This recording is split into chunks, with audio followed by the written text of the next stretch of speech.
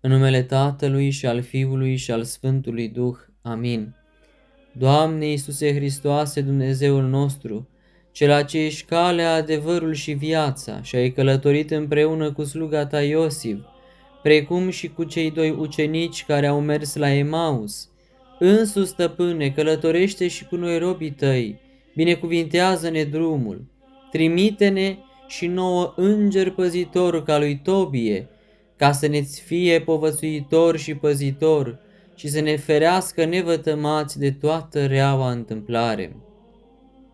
Și astfel cu pace, sănătate și bună sporire, să ne întoarcem într-o ale noastre și toată viața noastră, să preaslăvim prea cinstitul și de mare cuvință numele Tău, al Tatălui și al Fiului și al Sfântului Duh. Amin. Pentru rugăciunile Sfinților Părinților noștri, Doamne Iisuse Hristoase, Dumnezeul nostru, miluiește-ne și ne mântuiește pe noi. Amin.